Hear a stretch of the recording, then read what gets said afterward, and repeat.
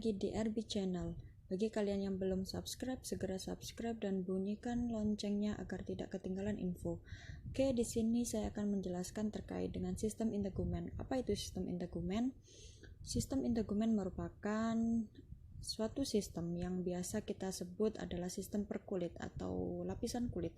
Nah, sistem organ yang membedakan ini atau juga bisa memisahkan, melindungi, dan juga menginformasikan kepada manusia terhadap kondisi lingkungan sekitar dan juga merupakan organ yang paling luas. Nah, hampir seluruh tubuh kita sebagai manusia adalah mayoritas terbentuk atau terlindungi dari sistem integumen ini, di mana sistem integumen ini merupakan pelindung dasar dari permukaan tubuh dan berhubungan langsung dengan selaput lendir yang melapisi rongga-rongga. Nah, lubang-lubang juga termasuk ya. Kemudian permukaan kulit ini bermuara pada kelenjar keringat dan kelenjar mukosa. Nah, untuk lapisan-lapisan kulitnya ada beberapa bagian. Nah, sebelum kita ke lapisan kulit, mayoritas tubuh kita adalah dilindungi oleh integumen. Nah, ini adalah struktur-struktur kulit yang ada di tubuh kita. Nah, yang pertama adalah epidermis, kemudian ada dermis dan juga hipodermis. Apa itu epidermis? Epidermis ini biasa kita sebut sebagai jaringan paling luar, lapisan terluar dalam kulit kita.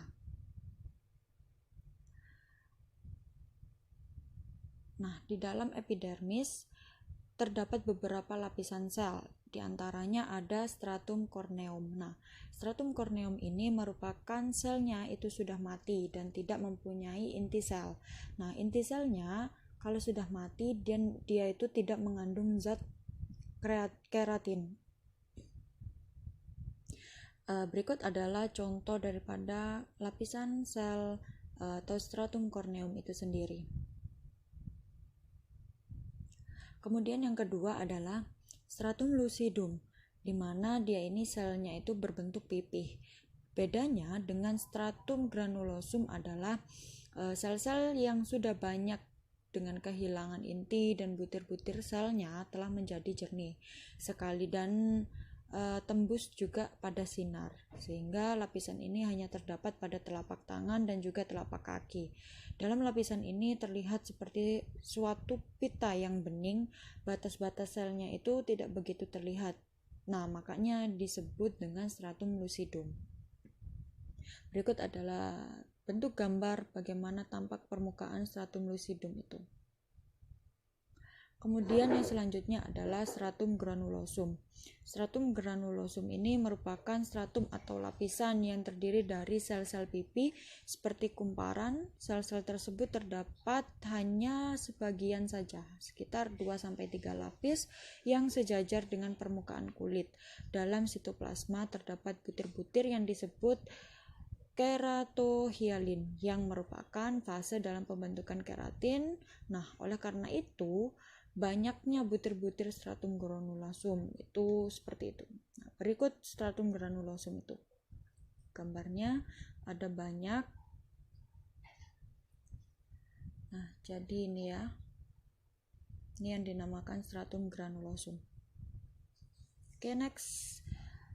Yang selanjutnya adalah stratum spinosum. Nah, stratum spinosum ini merupakan suatu lapisan dari yang paling tebal dan terdapat sekitar kurang lebih 0,2 mm, terdiri dari 5-8 lapisan. Sel-sel ini juga disebut sebagai spinosum karena jika kita lihat di mikroskop itu bahwa sel-selnya itu terdiri dari sel bentuknya poligonal yang banyak sudutnya, kemudian mempunyai tanduk atau spinal. Kemudian disebut juga biasanya akanthosum sebab sel-selnya itu yang berduri. Nah, ternyata spina atau tanduk ini tersebut itu ada hubungannya antara selain yang disebut interselular atau jembatan interselular. Nah, berikut lapisan stratum spinosum itu. Oke, next selanjutnya adalah stratum basale. Jadi stratum basale ini adalah biasa kita sebut dengan nama lain Germanitivum. Nah, Germanitivum ini disebut salah satu stratum basal yang karena sel-selnya itu terletak di bagian basal atau basis. Nah, stratum Germanitivum ini bisa menggantikan sel-sel yang di atasnya dan merupakan sel-sel induk juga. Nah, bentuknya itu silindris, jadi seperti tabung. Nah, dengan inti yang lonjong, di dalamnya itu terdapat butir-butir yang halus, disebut dengan butir melanin warna. Karena sesuai dengan gambarnya ini, dia seperti bentuk tabung dan juga sedikit berwarna. Kemudian sel-sel tersebut ini disusun seperti pagar. Kemudian di bagian bawah sel tersebut terdapat suatu membran yang disebut membran basalis. Nah, sel-sel basalis ini merupakan batas terbawah daripada epidermis dengan dermis. Nah, ternyata batas ini itu tidak datar tetapi bergelombang. Pada waktu tertentu dia itu menunjukkan atau menonjol lebih menonjol pada epidermis. Tonjolan ini disebut dengan papila kori atau papila kulit. Nah, di pihak lain epidermis ini juga lebih menonjol ke arah korium. Dan tonjolan ini disebut dengan red ridges atau processus interpapillaris. Nah, itu.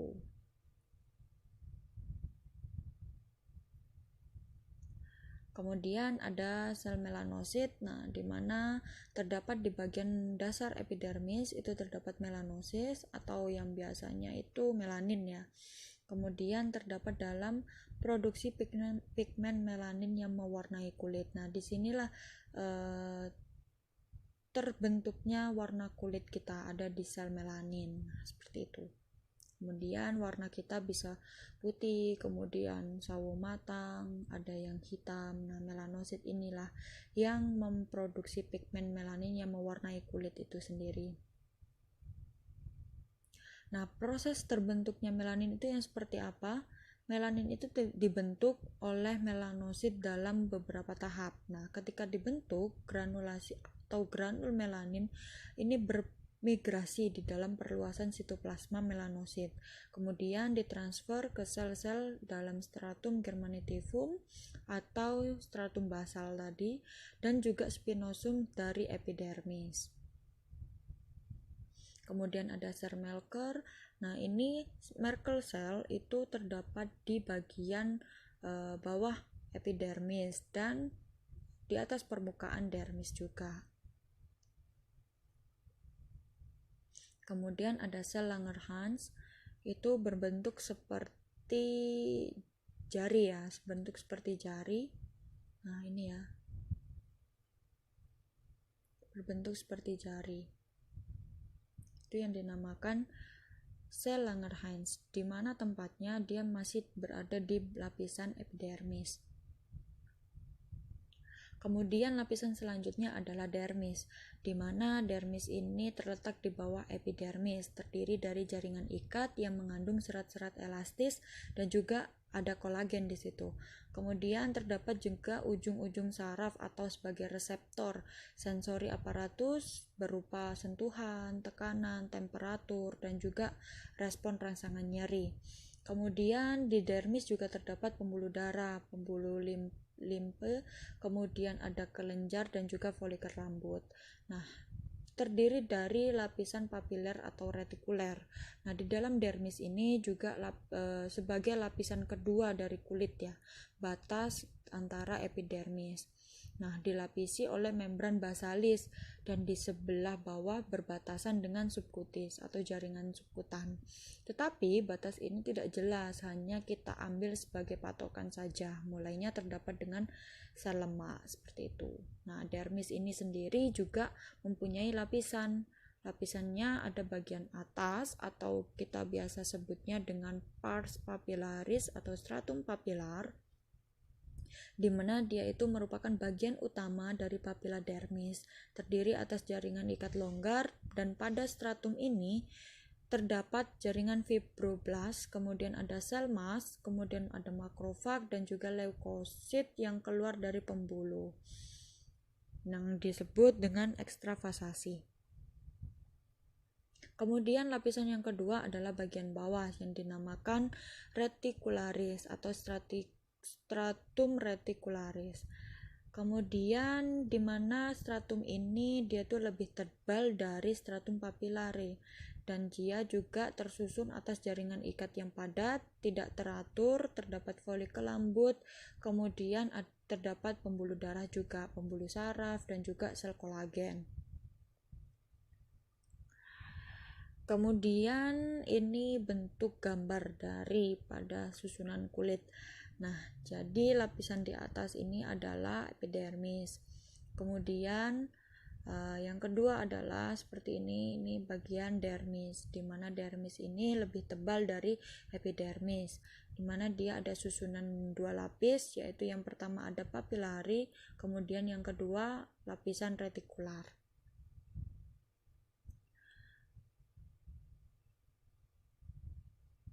Kemudian dalam batas antara pars papillaris dengan pars reticularis itu ada bagian bawahnya sampai ke subkutis.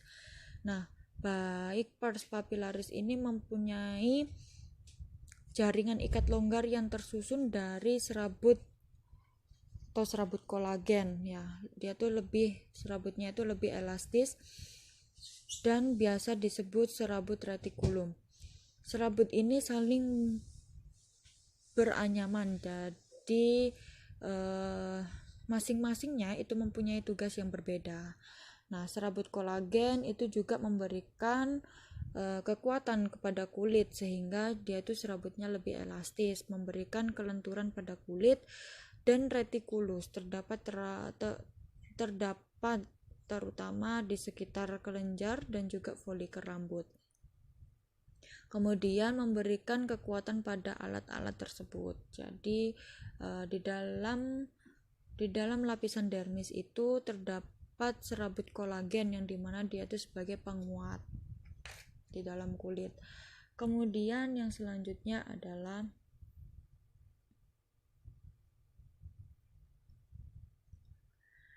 ada kelenjar minyak atau kelenjar sebasea. Nah, kelenjar sebasea ini terdapat di dalam jaringan dermis.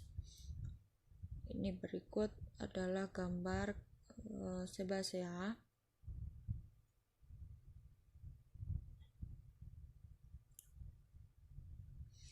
Kemudian ada kelenjar apokrin. Kelenjar apokrin ini merupakan kelenjar yang menghasilkan keringat dan juga mengandung lemak. Kelenjar ini terutama terdapat pada ketiak dan sekitar alat kelamin. Kemudian aktivitas dari kelenjar apokrin ini itu menghasilkan bau karena aktivitas bakteri yang memecah daripada komponen organik dari keringat yang dihasilkan. Makanya di dalam tubuh kita ini akan terdapat bau. Nah, produksinya adalah dari kelenjar keringat apokrin. Kemudian terdapat kelenjar keringat seperti yang sebelumnya dijelaskan, ada kelenjar apokrin atau kelenjar keringat itu. Nah, kelenjar keringat yang ekrin itu tersebar di seluruh permukaan tubuh, tetapi dia itu lebih banyak terdapat di bagian telapak tangan. Itulah mengapa kalau tangan kita itu lebih sering berkeringat tuh karena kelenjar keringat ekrin ini lebih banyak terdapat di jaringan telapak tangan, telapak kaki, dan juga wajah. Kemudian keringat yang dihasilkan adalah air yang mengandung berbagai macam garam. Kelenjar ini berfungsi sebagai pengatur suhu tubuh. Nah, jadi semakin kita berada di bagian lingkungan yang ekstrim atau temperatur suhunya, dikala kita dingin, keringat kita akan berkurang. Jadi kelenjar keringat kita akan meminimalisir produksinya. Tetapi kalau kita berada di suhu lingkungan yang teramat panas, kelenjar keringat ini akan memproduksi kelenjar keringat yang berlebih. Itulah mengapa tangan kita atau telapak kaki kita dan juga wajah itu lebih sering mengeluarkan keringat. Nah, sebagai baunya itu dikeluarkan oleh kelenjar apokrin.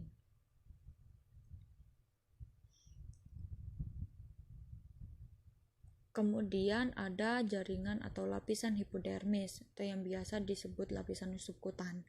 Nah, subkutan ini merupakan kelanjutan daripada dermis, terdiri atas jaringan ikat longgar berisi sel-sel lemak di dalamnya. Nah, lapisan sel-sel lemak tersebut itu biasanya bisa kita sebut dengan panniculus adiposa yang berfungsi sebagai cadangan makanan. Nah, lapisan ini terdapat di ujung-ujung saraf tepi atau perifer, sehingga pembuluh darah juga ada, kemudian kelenjar getah bening juga ada di situ. Jadi, jaringan atau lapisan subkutis ini terkumpulnya atau banyak kumpulan-kumpulan sel lemak di dalamnya. Jadi di antaranya itu gerombolannya itu berjalan serabut-serabut jaringan ikat sebagai di bagian dermis. Kemudian sel-sel lemak ini biasanya bentuknya itu bulat dengan intinya terdesak ke pinggir sehingga membentuk seperti sebuah cincin. Nah, lapisan lemak ini itu disebut panniculus adiposus yang tebalnya itu tidak sama tiap-tiap tempat. Dan juga pembagian antara laki-laki ataupun perempuan itu juga tidak sama. Jadi kalau misalnya di laki-laki lebih tebal daripada perempuan. Nah, guna panniculus adiposus adalah sebagai shock breaker atau bila tekanan trauma mekanis yang menimpa pada kulit atau isolator panas ya, jadi mediatornya kalau panas atau pertahanan tubuhnya atau pertahanan suhu itu dapat menimbulkan atau penimbunan kalorinya itu di situ. Kemudian juga terdapat tambahan sebagai untuk kecantikan tubuh. Nah, di bawah jaringan subkutis itu terdapat selaput otot, kemudian baru terdapat otot. Jadi itulah susunan-susunan susunan-susunan kulit di dalam tubuh. Nah, ini berikut adalah gambar bagian-bagian daripada susunan kulit. Nah, di dalam kulit itu sendiri itu akan terdapat pembuluh darah dan juga saraf. Nah, pembuluh darah itu terdiri dari dua anyaman pembuluh darah nadi, yaitu ada pembuluh darah nadi kulit atau bagian atas ataupun juga luar. Kemudian bagian pembuluh darah yang nadi kulit bawah ataupun dalam ini terdapat antara korium dan juga subkutis. Nah, di dalamnya itu terdapat cabang-cabang pembuluh darah nadi. Nah, pembuluh darah tersebut adalah sebagai alat atau tambahan yang terdapat di dalam korium. Nah, di dalam hal ini percabangan juga membentuk anyaman pembuluh darah nadi. Nah, terdapat pada lapisan jaringan subkutis. Kemudian peredaran darah juga dalam kulit itu sangat penting sekali karena diperkirakan 1/5 bagian dari darah yang beredar melalui kulit itu lewat pembuluh darah. Kemudian di samping itu juga pembuluh darah pada kulit sangat cepat dan juga dapat melebar atau pengaruh atau rangsangan panas, dingin, kemudian tekanan nyeri dan sebagai mediator emosi. Kemudian pembuluh darah ini dapat berdilatasi ataupun berkontriksi. Dalam artian dapat melakukan penyempitan dan juga pelebaran pada saat dia itu melakukan refleks gitu. Nah, selain daripada pembuluh darah, terdapat susunan saraf kulit. Nah, susunan saraf kulit ini merupakan terdapat cabang-cabang saraf spinal di dalam permukaannya terdiri dari saraf-saraf motorik dan juga sensorik. Nah, ujung saraf motorik ini digunakan untuk menggerakkan sel-sel otot terdapat pada kulit, sedangkan saraf yang sensorik itu berguna untuk menerima rangsangan yang terdapat dari luar atau terdapat dari luar kulit kita. Jadi itulah perbedaan antara saraf motorik dan juga sensorik. Kemudian pada kulit ujung-ujung saraf sensorik ini dapat berbentuk atau ada macam-macam kegiatan untuk menerima rangsangan. Kemudian ujung saraf yang bebas itu menerima rangsangan sakit ataupun tekanan nyeri, banyak juga terdapat di epidermis. Nah, Di sini ujung-ujung sarafnya juga mempunyai bentuk yang khas yang sudah merupakan suatu organ dalam integumen itu. Nah, sebagai pelengkap kulitnya ada yaitu rambut. Nah, di dalam sel epidermis yang berubah, rambut tumbuh dari folikel rambut di dalam epidermis. Jadi di dalam epidermis itu terdapat folikel rambut di situ. Nah, dibatasi oleh sebelah atasnya terdapat papil atau tempat rambut itu tumbuh. Akar yang berada di dalam folikelnya pada ujung paling dalam dan bagian sebelah luarnya disebut dengan batang rambut. Pada folikel rambut ini terdapat otot polos kecil yang sebagai penegak rambutnya.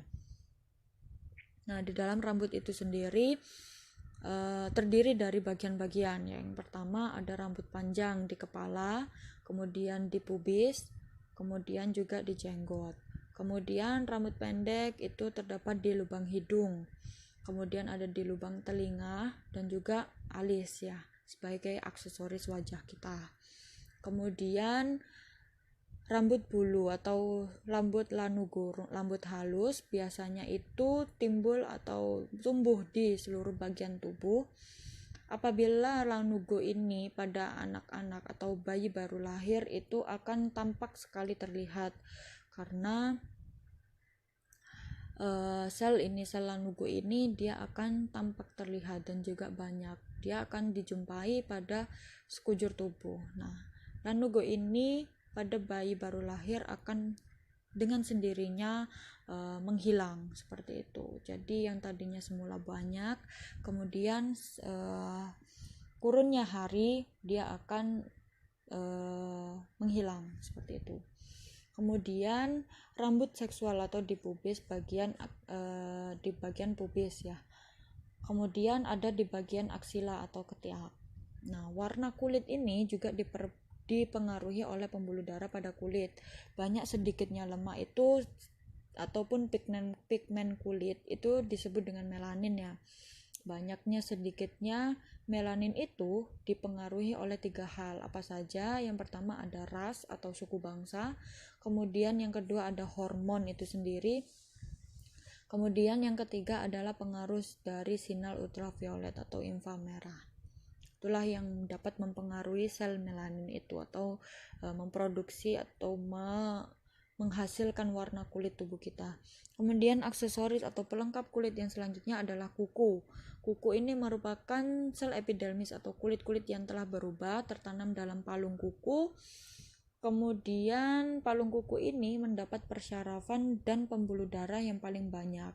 Bagian proksimalnya terletak dalam lipasan kulit, merupakan awal daripada kuku itu mulai pertama kali tumbuh. Nah, kemudian ada badan kuku, kemudian ada bagian yang tidak ditutupi oleh kulit dengan kuat terikat, kemudian bagian atasnya merupakan bagian atas yang bebas, seperti itu. Nah, bagian daripada kuku ini ada 3 hal. Yang pertama ada ujung kuku atau ujung batas.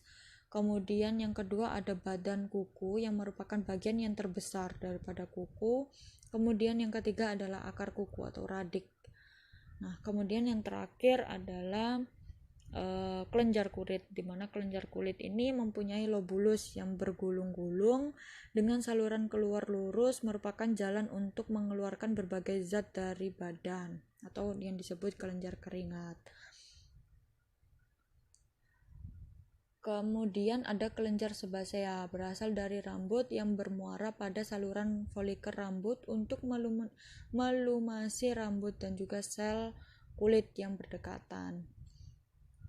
Kemudian kelenjar dalam kulit kita itu ada 2 kelenjar. Ada kelenjar keringat yang menghasilkan kelenjar sudorifera atau memproduksi keringat itu sendiri. Kemudian yang kedua adalah kelenjar tulang, di mana menghasilkan kelenjar sebasea itu. Kemudian terdiri dari badan kelenjar, saluran kelenjar, dan juga muara kelenjar. Nah, fungsi kulit sebagai pengaturan suhu tubuh atau sebagai pengatur panas itu suhu tubuh itu tetap stabil meskipun terjadi perubahan suhu lingkungan. Nah, hal ini disebabkan karena adanya penyesuaian antara panas yang dihasilkan oleh pusat pengatur panas, dan pusat pengaturnya adalah berasal di medula oblongata. Nah, suhu normal di dalam tubuh kita itu sekitar 36,5 sampai 37,5 derajat Celcius. Kemudian pengendalian persyarafannya ini ada vasomotorik dari arterial kutan, dan ada 2 metode atau 2 cara. Caranya apa saja? Cara yang pertama adalah dengan vasodilatasi atau kapiler itu mengalami pelebaran, di mana kulit menjadi panas dan akan terjadi kelebihan panas jika dipancarkan dengan kelenjar keringat, sehingga terjadi penguapan cairan pada permukaan tubuh. Itulah akan terjadi proses atau cara vasodilatasi. Kemudian cara yang kedua adalah dengan vasokonstriksi, di mana kapiler atau pembuluh darah itu mengalami penyempitan atau mengkerut. Kulit akan terjadi pucat. Kemudian temperaturnya akan berubah menjadi dingin, hilangnya keringat, dan dibatasi juga dengan panas suhu tubuh yang tidak dikeluarkan. Jadi inilah 2 metode cara ini sebagai pusat pengaturan suhu tubuh kita jika kita itu berada di lingkungan baik itu di panas ataupun di dingin. Kalau kita berada di lingkungan panas, berarti kapiler kita akan mengalami vasodilatasi, tapi kalau kita ada di ruangan yang dingin maka akan mengalami vasokonstriksi. Nah, cara pelepasan panas dari kulit tubuh kita dengan cara 4 metode. Yang pertama adalah dengan cara penguapan dengan banyaknya darah yang mengalir melalui kapiler kulit. Kemudian yang kedua adalah dengan pancaran panas dari udara sekitar atau kondisi lingkungan sekitar. Kemudian yang ketiga adalah panasnya dialirkan ke benda yang disentuh seperti pakaian. Nah, kemudian yang terakhir adalah pengaliran udara panas tersebut. Itulah cara pelepasan panas dari kulit kita. Kemudian kulit sebagai indera peraba. Nah, di mana panca indera kita itu sebagai panca indera peraba, di mana kulit itu sebagai pelepas panas yang ada pada tubuh kita. Kulit menutupi dan dia itu berhubungan dengan selaput lendir. Nah, kemudian dia akan dilapisi oleh rongga-rongga ataupun lubang-lubang di dalamnya. Nah, kulit ini mempunyai banyak ujung saraf peraba yang menerima rangsangan dari luar, kemudian diteruskan pada saraf di otak. Kemudian dari indera peraba itu akan menimbulkan sensasi. Nah, sensasi kulit ini ada perabaan, kemudian timbullah reseptor-reseptor yang tersebar di dalam lapisan epitel dan juga jaringan ikat tubuh manusia. Kemudian reseptor ini diletakkan di bagian lapisan epitel. Kemudian ditemukan pada mukosa mulut, kemudian traktus respiratorius untuk rangsangan peraba, dan juga rangsangan tekanan sakit. Kemudian reseptor ini itu disebabkan oleh rangsangan pada ujung saraf dalam kulit yang berbeda-beda menurut dengan ujung saraf yang dirangsangnya. Nah, di dalam kulit ini terdapat tempat-tempat tertentu di bagian perabaan yang dirasa dia itu sensitif terhadap dingin ataupun rasa sakit. Nah, perasaan tersebut atau perabaan tersebut disebabkan oleh tekanan yang sangat dalam, dan juga seseorang menentukan atau menilai berat suatu benda timbul pada struktur lebih dalam, misalnya pada otot ataupun sendi, seperti itu. Dan kulit ini juga sebagai mediator penyimpanan air, di mana kulit dan jaringan ini di bawahnya itu bekerja sebagai tempat penyimpanan air, di mana ada jaringan adipose di bawah kulit itu banyak mengandung penyimpanan lemak yang utama pada tubuh. Kemudian kulit ini juga mempunyai kemampuan sebagai pelindung, jadi melindungi hilangnya cairan dari jaringan, kemudian menghindari masuknya air ke dalam jaringan, kemudian sebagai penghalang cedera pada struktur di bawahnya. Kemudian yang ketiga adalah sebagai pencegah bahaya dehidrasi yang lebih parah kalau epidermis ini mengalami kerusakan. Nah, fungsi kulit itu sendiri adalah yang pertama sebagai pelindung tubuh terhadap luka, kemudian rangsangan mekanis, kimia, kemudian kenapa hal itu bisa terjadi? Karena jaringan epitelnya itu sebagai bantuan sekret atau kelenjar yang memberikan perlindungan terhadap kulit itu. Kemudian fungsi yang kedua adalah sebagai perlindungan terhadap mikroorganisme patogen. Kemudian fungsi yang ketiga adalah mempertahankan suhu tubuh atau temperatur tubuh dengan pertolongan sirkulasi darah di dalamnya. Kemudian fungsi yang keempat adalah pengatur keseimbangan cairan melalui sirkulasi kelenjar. Kemudian fungsi kulit yang kelima adalah sebagai alat indera peraba melalui persyarafan sensorik. Kemudian dia juga sebagai tekanan temperatur atau mediator nyeri. Kemudian fungsi yang keenam adalah sebagai alat perangsangan rasa yang datang dari luar, kemudian dibawa oleh saraf sensorik dan motorik ke otak. Nah, itulah fungsi daripada kulit. Nah, kulit itu sendiri juga bisa berhubungan dengan respon psikologis karena kulit ini sangat erat hubungannya dengan keadaan emosional seseorang. Apabila seseorang itu dalam keadaan marah ataupun gembira, itu biasanya terlihat dari wajahnya yang tampak kemerahan, kemudian juga bisa terlihat warnanya itu seperti pucat gitu ya. Kemudian keringat dingin bila dalam ketakutan, seperti itu. Itulah dari penjelasan terkait dengan detailnya atau singkat daripada sistem integumen itu sendiri. Oke, kurang lebihnya saya mohon maaf. Sekian penjelasan dari saya. Saya akhiri. Assalamualaikum warahmatullahi wabarakatuh.